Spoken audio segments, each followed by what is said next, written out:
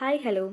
ഇന്ന് നമുക്ക് physio master ക്ലാസ്സിൻ്റെ എക്സസൈസ് തെറാപ്പി എന്ന് പറയുന്ന സബ്ജക്റ്റിലെ ഒരു ചാപ്റ്റർ നമുക്ക് പഠിക്കാം. റെസിസ്റ്റൻ്റ് എക്സസൈസ് എന്ന് പറയുന്ന ടോപ്പിക്കാണ് ഞാനിപ്പം വീഡിയോസ് ആയിട്ട് ഇടാനായിട്ട് പോകുന്നത്. ഇതൊരു വലിയ ടോപ്പിക് ആയതുകൊണ്ട് തന്നെ ഒരു വീഡിയോയിൽ നമുക്ക് തീർക്കാനായിട്ട് പറ്റില്ല. അപ്പം ഞാനത് പല വീഡിയോസ് ആയിട്ടാണ് ഇടാനായിട്ട് പോകുന്നത്. ഈ ടോപ്പിക്കിനായിട്ട് ഞാൻ റെഫർ ചെയ്തിരിക്കുന്ന ബുക്ക് കരോളിൻ കിസ്നറിൻ്റെ തെറാപ്യൂട്ടിക് എക്സസൈസ് എന്ന് പറയുന്ന ബുക്കാണ്. ഫിസിയോതെറാപ്പി സ്റ്റുഡൻറ്റുകൾക്കും എക്സാമിനെ പ്രിപ്പയർ ചെയ്യുന്നവർക്കും എക്സസൈസ് തെറാപ്പിക്ക് വേണ്ടി റെഫർ ചെയ്യാൻ പറ്റിയ ഒരു ബെസ്റ്റ് ബുക്കായിട്ടാണ് എനിക്ക് തോന്നുന്നത്. വേറെ ബുക്കുകൾ നിങ്ങൾക്ക് റെഫർ ചെയ്യാം, എന്നാലും റെസിസ്റ്റൻ്റ് എക്സസൈസ് എന്ന് പറയുന്ന ഈ ടോപ്പിക്ക് ഞാൻ റെഫർ ചെയ്തിരിക്കുന്നത് ഈ ബുക്കിൽ നിന്നാണ്. ഓക്കെ, ഇനി നമുക്ക് ടോപ്പിക്കിലേക്ക് പോകാം. റെസിസ്റ്റൻ്റ് എക്സസൈസ് ഇൻട്രൊഡക്ഷൻ വെച്ച് തുടങ്ങുകയാണെങ്കിൽ, മസിൽ പെർഫോമൻസ്. എന്താണ് മസിൽ പെർഫോമൻസ്? മസിൽ പെർഫോമൻസ് എന്ന് പറഞ്ഞാൽ എന്തെങ്കിലും ഒരു ജോലി ചെയ്യാനുള്ള നമ്മുടെ മസിലിൻ്റെ കഴിവിനെയാണ് മസിൽ പെർഫോമൻസ് എന്ന് പറയുന്നത്. അത് പല കാര്യത്തെ അഫക്റ്റ് ചെയ്തിട്ടാണ് നിൽക്കുന്നത്, പല ഫാക്ടേഴ്സിനെ. അതായത് മസിലിൻ്റെ സ്ട്രക്ചർ, കാർഡിയോവാസ്കുലർ, റെസ്പിറേഷൻ, ബയോമെക്കാനിസം, അങ്ങനെ പല കാര്യങ്ങളെ ആസ്പദമാക്കിയാണ് മസിലിൻ്റെ എബിലിറ്റി, ഒരു കാര്യം ചെയ്യാനായിട്ടുള്ള എബിലിറ്റി കണക്കാക്കുന്നത്. എന്നിരുന്നാലും മെയിനായിട്ടും 3 എലമെൻറ്റുകളാണ് മസിൽ പെർഫോമൻസിനെ ഡിപ്പെൻഡ് ചെയ്യുന്നത്. 3 എലമെൻ്റ് എന്ന് പറയുന്നത് മസിലിൻ്റെ സ്ട്രെങ്ത്, പവർ, എൻഡുറൻസ്. ഈ 3 കാര്യത്തെക്കുറിച്ചാണ് ഡീറ്റെയിൽ ആയിട്ട് ഞാൻ ഇന്ന് ഈ വീഡിയോയിൽ പറയാനായിട്ട് പോകുന്നത്. ഇതിനെക്കുറിച്ച് ഞാൻ അടുത്തത് പറയും. ഇനി നമുക്ക് ബാക്കിയും കൂടെ നോക്കിയിട്ട് അത് പറയാം. നമ്മുടെ ടോപ്പിക്കിൻ്റെ മെയിൻ ഭാഗമായിട്ടുള്ള റെസിസ്റ്റൻ്റ് എക്സസൈസ് എന്താണെന്ന് നോക്കാം. ഇതൊരു ടൈപ്പ് ഓഫ് എക്സസൈസ് ആണ്. നമ്മൾ ക്ലിനിക്കലായിട്ടൊക്കെ ഉപയോഗിക്കുന്ന ഒരു തരത്തിലുള്ള ഒരു എക്സസൈസ് ആണ്. ഇവിടെ മസിലിനെ കൺട്രാക്റ്റ് ചെയ്യുന്നത് എഗെയിൻസ്റ്റ് എക്സ്റ്റേണൽ ഫോഴ്സ് വഴിയാണ്. അതായത് മാനുവലായിട്ടോ നമ്മളായിട്ടോ അല്ലെങ്കിൽ മെഷീൻ വഴിയോ അല്ലെങ്കിൽ വേറെ ഏതെങ്കിലും ഒരു ഒബ്ജക്റ്റ് വഴിയോ നമ്മൾ റെസിസ്റ്റൻസ് കൊടുക്കുമ്പോൾ മസിലിനെ കൺട്രാക്റ്റ് ചെയ്യിപ്പിക്കുക. ആ റെസിസ്റ്റൻസിന് എതിരെ മസിൽ കൂടുതൽ വർക്ക് ചെയ്തതിനെയാണ് നമ്മൾ റെസിസ്റ്റൻ്റ് എക്സസൈസ് എന്ന് പറയുന്നത്. ഒരു ഇഞ്ചറി ഉണ്ടാകുക അല്ലെങ്കിൽ ഒരു മസിൽസ് വീക്ക്നെസ് ഉണ്ടാകുക, അങ്ങനെയുള്ള കണ്ടീഷനിലെല്ലാം നമ്മൾ റെസിസ്റ്റൻ്റ് എക്സസൈസ് അപ്ലൈ ചെയ്യാറുണ്ട്. അതുവഴി ഈ റെസിസ്റ്റൻ്റ് എക്സസൈസ് വഴി മസിൽ പെർഫോമൻസിൻ്റെ കീ എലമെൻറ്റുകളായിട്ടുള്ള മസിലിൻ്റെ സ്ട്രെങ്ത്, പവർ, എൻഡുറൻസ് ഇതെല്ലാം നമുക്ക് കൂട്ടാനായിട്ട് സാധിക്കും. ഈ റെസിസ്റ്റൻ്റ് എക്സസൈസ് നല്ല ഇഫക്റ്റീവായിട്ട് നമുക്ക് കിട്ടണമെങ്കിൽ അതിനെ ഡിപ്പെൻഡ് ചെയ്തിരിക്കുന്നത് 3 കാര്യങ്ങളാണ്. Intensity, frequency, duration. അതായത് നമ്മൾ കൊടുക്കുന്ന റെസിസ്റ്റൻ്റ് എക്സസൈസിൽ ആ റെസിസ്റ്റൻ്റ് എന്തോരമായിരിക്കണം എന്നുള്ളതാണ് ഇൻറ്റൻസിറ്റി.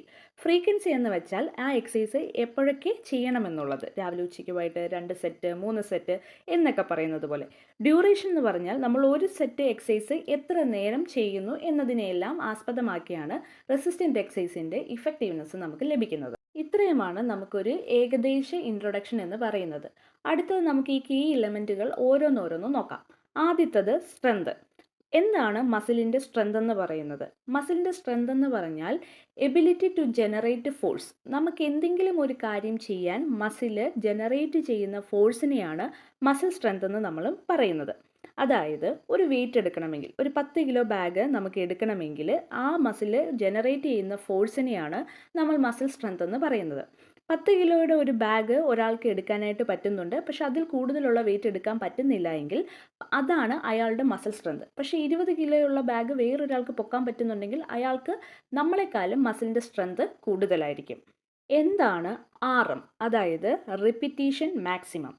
RM എന്ന് പറഞ്ഞാൽ നമ്മളൊരു സിംഗിൾ എഫേർട്ടിൽ ഒറ്റയടിക്ക് ഒരു കല്ല് നമ്മൾ എടുക്കുമ്പോൾ നമ്മുടെ ഫോഴ്സ് ജനറേറ്റ് ചെയ്ത മാക്സിമം ഫോഴ്സിനെയാണ് നമ്മൾ RM എന്ന് പറയുന്നത്. ഇനി എന്താണ് ഫങ്ഷണൽ സ്ട്രെങ്ത്? ഫങ്ഷണൽ സ്ട്രെങ്ത് എന്ന് പറഞ്ഞാൽ നമുക്ക് എന്തെങ്കിലും ഒരു കാര്യം ചെയ്യാനായിട്ട് നമുക്ക് വേണ്ട സ്ട്രെങ്തിനെയാണ് ഫങ്ഷണൽ സ്ട്രെങ്ത് എന്ന് പറയുന്നത്. ഒരു പേന എടുക്കാൻ അല്ലെങ്കിൽ ഒരു ബുക്ക് എടുക്കാൻ അല്ലെങ്കിൽ ഒരു ബക്കറ്റ് എടുക്കാൻ നമുക്ക് ഒരു കാര്യം ചെയ്യാനായിട്ട് നമ്മുടെ മസിൽ എടുക്കുന്ന സ്ട്രെങ്തിനെയാണ് ഫങ്ഷണൽ സ്ട്രെങ്ത് എന്ന് പറയുന്നത്. അപ്പം നമ്മൾ പറഞ്ഞു റെസിസ്റ്റൻ്റ് എക്സസൈസ് വഴി നമുക്ക് സ്ട്രെങ്ത് കൂട്ടാനായിട്ട് സാധിക്കും. അതിനെയാണ് നമ്മൾ സ്ട്രെങ്ത് ട്രെയിനിങ് എന്ന് പറയുന്നത്.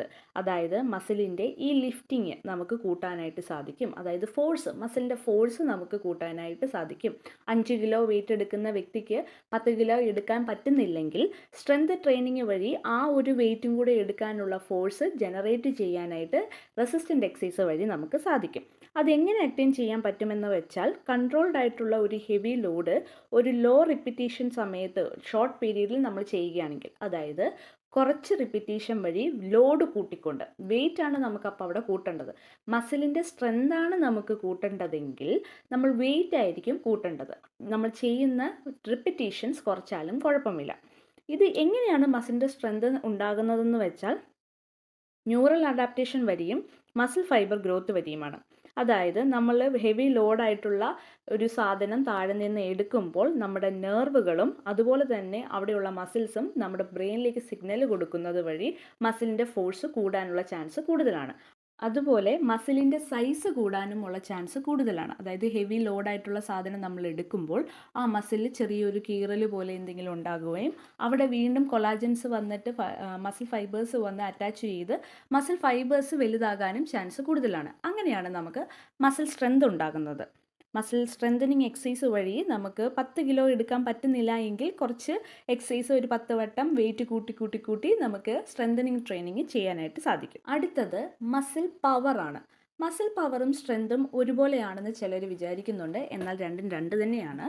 സ്ട്രെങ്ത് എന്ന് പറഞ്ഞാൽ ഒരു 10 കിലോ വെയിറ്റ് എടുക്കാനുള്ള മസിലിൻ്റെ ഫോഴ്സ് ജനറേറ്റ് ചെയ്യുന്നതിനെയാണ് നമ്മൾ സ്ട്രെങ്ത് എന്ന് പറയുന്നത്. പവർ എന്ന് പറയുന്നത് സ്ട്രെങ്തും സ്പീഡും കൂടി കോമ്പിനേഷനാണ്. അതായത് വളരെ സ്പീഡിൽ നമ്മുടെ മസിലിൽ ഫോഴ്സ് ജനറേറ്റ് ചെയ്യുന്നതിനെയാണ് പവർ എന്ന് പറയുന്നത്. അതായത് എത്രമാത്രം ഫോഴ്സ് ചെറിയ സമയം കൊണ്ട് നമ്മുടെ മസിലിന് പ്രൊഡ്യൂസ് ചെയ്യാൻ പറ്റുന്നോ അതിനെ നമ്മൾ മസിൽ പവർ എന്നാണ് പറയുന്നത്. 10 കിലോ വെയിറ്റ് നമ്മൾ എടുക്കുന്നതിന് സ്ട്രെങ്ത് എന്നാണ് നമ്മൾ മസിലിന് അത്രയും സ്ട്രെങ്ത് ഉണ്ട് എന്നാണ് നമ്മൾ പറയുന്നതെങ്കിൽ ആ 10 കിലോ വെയിറ്റ് എത്ര പെട്ടെന്ന് എടുക്കുന്നോ എടുത്ത് എവിടേക്കെങ്കിലും മാറ്റി വെക്കാൻ മാത്രമുള്ള പവർ ഉണ്ട് എന്നാണ് നമ്മൾ അതിനെ പറയുന്നത്. എക്സാമ്പിൾ പറയുകയാണെങ്കിൽ ഒരു 10 കിലോ ഉള്ള ഒരു കല്ല് നമ്മൾ പൊക്കി എടുക്കാനായിട്ട് നമുക്ക് ഇത്ര സമയം കൊണ്ട് എടുത്തെങ്കിൽ നമ്മുടെ മസിലിന് നല്ല പവർ ആണെന്നാണ് നമ്മൾ പറയുന്നത്. പക്ഷേ ആ 10 കിലോ വെയിറ്റ് ആ പേഴ്സണ് എടുക്കാനായിട്ട് പറ്റും, പക്ഷെ കുറച്ച് സമയം എടുക്കും. കുറേ നേരം പൊക്കി എടുക്കാൻ ശ്രമിച്ച് ഫോഴ്സിനെ ജനറേറ്റ് ചെയ്താണ് എടുത്തുകൊണ്ടിരിക്കുന്നതെങ്കിൽ അത് നമ്മൾ മസിലിൻ്റെ സ്ട്രെങ്ത് എന്നാണ് പറയുന്നത്. പവർ എന്ന് പറയുന്നത് 2 ടൈപ്പ് ഉണ്ട്, അനഎറോബിക്കും എയറോബിക്കും. അൻഎറോബിക് എന്ന് പറഞ്ഞിട്ടുണ്ടെങ്കിൽ ഹൈ ഇൻറ്റൻസിറ്റിയിലുള്ള സിംഗിൾ ബേസ്റ്റ് ആയിട്ടുള്ള മൂവ്മെൻറ്റുകളായിരിക്കും. അതായത് ഇപ്പോൾ നമ്മളൊരു ബോള് വലിച്ചെറിയുന്ന കാര്യത്തിലൊക്കെ ആണെങ്കിൽ ഹൈ ഇൻറ്റൻസിറ്റിയിലാണ്, പെട്ടെന്നാണ് നമ്മൾ എറിയുന്നത്, പക്ഷേ ഒരു സിംഗിൾ ബേസ്റ്റ് ഒറ്റയടിക്കേ ഉള്ളൂ. പക്ഷേ എയറോബിക് എന്ന് പറയുമ്പോൾ ലോ ഇൻറ്റൻസിറ്റിയിലും റിപ്പീറ്റഡ് ബേസ്റ്റുമാണ്. അതായത് നമ്മൾ സ്റ്റെപ്പൊക്കെ കയറുമ്പോൾ സ്പീഡിൽ തന്നെയാണ് നമ്മൾ കയറുന്നത്, പക്ഷേ ആ കയറുന്നത് ലോ ഇൻറ്റൻസിറ്റിയിലായിരിക്കും. ഒത്തിരി പവർ നമുക്ക് കൊടുക്കേണ്ടി വരുന്നില്ല, പക്ഷേ കുറേ നേരം ആ ഒരു ബേസ്റ്റഡായിട്ട് പവർ കൂട്ടിക്കുറച്ച് നമുക്ക് ചെയ്യാനായിട്ട് വരുന്നതിനെയാണ് എയറോബിക് ആയിട്ടുള്ള പവർ എന്ന് നമ്മൾ പറയുന്നത്. ഇനി പവർ ട്രെയിനിങ്, റെസിസ്റ്റൻ്റ് എക്സസൈസ് വഴി എങ്ങനെ നമുക്ക് പവറിനെ ട്രെയിൻ ചെയ്തെടുക്കാം. പവർ ട്രെയിനിങ് വഴി നമുക്ക് മസിലിൻ്റെ സ്ട്രെങ്തും കൂട്ടാം, അതുപോലെ തന്നെ സ്പീഡ് ഓഫ് ദ മൂവ്മെൻറ്റും കൂട്ടാം. ഇത്ര നേരം കൊണ്ട് നമുക്ക് നല്ല വെയിറ്റുള്ള സാധനം എടുക്കാനായിട്ട് സാധിക്കും. ഇതിൻ്റെ അകത്തുള്ള എക്സസൈസിലെല്ലാം നമുക്ക് വർക്ക് ഹെവി ആയിട്ടുള്ള ലോഡ് എടുക്കുകയും വേണം, പക്ഷെ കുറച്ച് സമയത്തിനുള്ളിൽ എടുക്കണമെങ്കിൽ ടൈമും കുറച്ചായിരിക്കണം, അതുപോലെ തന്നെ വെയിറ്റും കൂടുതലായിരിക്കണം. അടുത്തത് ലാസ്റ്റ് വൺ എൻഡുറൻസ് ആണ്. എൻഡുറൻസ് എന്ന് പറഞ്ഞാൽ നമ്മുടെ ഒരു മസിൽ ഫോഴ്സ് ജനറേറ്റ് ചെയ്യുന്നു, ആ ജനറേറ്റ് ചെയ്ത ഫോഴ്സിനെ കുറച്ച് നേരത്തേക്ക് പിടിച്ചു നിർത്താനായിട്ട് പറ്റുന്നതിനെയാണ് മസിലിൻ്റെ എൻഡുറൻസ് എന്ന് പറയുന്നത്. ഒരു ബുക്ക് നമ്മൾ താഴെ നിന്ന് എടുക്കുന്നതിനെ നമ്മൾ മസിലിൻ്റെ സ്ട്രെങ്ത് എന്ന് പറയും. ആ ബുക്ക് കുറച്ച് നേരത്തേക്ക് കയ്യിൽ തന്നെ പിടിച്ചുകൊണ്ടിരിക്കാൻ കഴിയുന്നതിനെയാണ് മസിലിൻ്റെ എൻഡുറൻസ് എന്ന് പറയുന്നത്. ഒരു ഫങ്ഷണൽ ആക്ടിവിറ്റി ചെയ്യാൻ നമുക്ക് കൂടുതലായിട്ട് വേണ്ടത് മസിലിൻ്റെ എൻഡുറൻസ് ആണ്. ഒരു എക്സാമ്പിളായിട്ട് പറയുകയാണെങ്കിൽ ഒരു 30 മിനിറ്റ് നമുക്ക് നടക്കാനായിട്ട് പറ്റുന്നുണ്ട്, വിത്തൗട്ട് ടയർഡ്നെസ് കാര്യങ്ങളൊന്നുമില്ലാതെ നമുക്ക് നടക്കാൻ പറ്റുന്നുണ്ടെങ്കിൽ നമുക്ക് നല്ല ഗുഡ് എൻഡുറൻസ് ആണ്, മസിൽ എൻഡുറൻസ് ആണ്. പക്ഷേ ഒരു 5 മിനിറ്റ് നമുക്ക് വാക്കിംഗ് നടക്കുമ്പോൾ തന്നെ ഫീലിംഗ് എക്സോസ്റ്റഡ്, എന്തെങ്കിലും ഒരു ബുദ്ധിമുട്ട്, നമ്മൾ ടയർഡ് ആകുന്നുണ്ടെങ്കിൽ നമുക്ക് പുവർ ആയിട്ടുള്ള എൻഡുറൻസ് ആയിരിക്കും. ഫങ്ഷണൽ ആക്ടിവിറ്റീസ് ചെയ്യാൻ നമുക്ക് കൂടുതലായിട്ടും വേണ്ടത് മസിലിൻ്റെ എൻഡുറൻസ് ആണ്. ഈ എൻഡുറൻസ് തന്നെ 2 രീതിയിലുണ്ട്, കാർഡിയോ പൾമിനറി എൻഡുറൻസും മസിൽ എൻഡുറൻസും. കാർഡിയോ പൾമിനറി എൻഡുറൻസ് എന്ന് പറഞ്ഞാൽ ഫുൾ ബോഡി എൻഡുറൻസ് ആണ്. നമ്മൾ എന്തെങ്കിലും ഒരു കാര്യം ചെയ്യുമ്പോൾ നമ്മുടെ ബോഡി മൊത്തം വീക്കാവുകയാണ്. ഇപ്പോൾ ഒരുപാട് നമ്മൾ നടന്നു കഴിയുമ്പം അല്ലെങ്കിൽ ഓടിക്കഴിയുമ്പം ഹാർട്ടിൻ്റെ പമ്പിങ് കൂടും, അങ്ങനെയൊക്കെ വരുന്നതിനെയാണ് നമ്മൾ കാർഡിയോ പൾമിനറി എൻഡുറൻസ് എന്ന് പറയുന്നത്.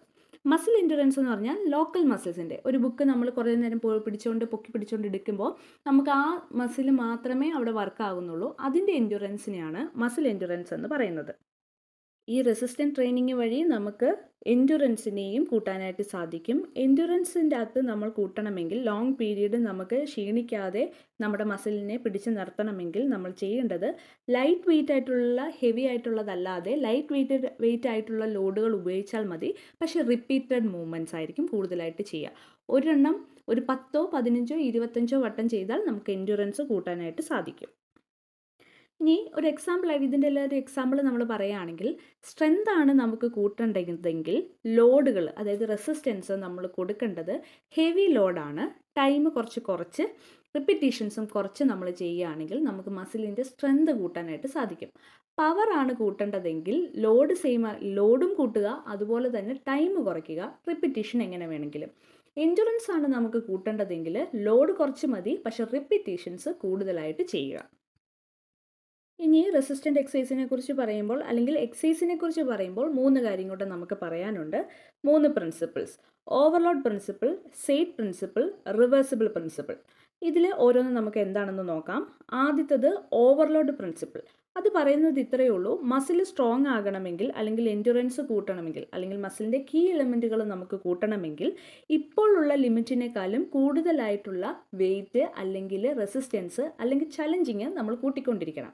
അതായത് 10 കിലോ വെയിറ്റ് നമ്മൾ എടുത്ത് 10 പ്രാവശ്യം എക്സസൈസ് ചെയ്തുകൊണ്ടേയിരുന്നാൽ മസിലിന് വലിയ മാറ്റങ്ങളൊന്നും സംഭവിക്കില്ല. കാരണം ലോഡ് ഒരേ രീതിയിൽ പൊയ്ക്കൊണ്ടിരുന്നിട്ടുണ്ടെങ്കിൽ മസിലിന് മാറ്റങ്ങൾ ഉണ്ടാവില്ല.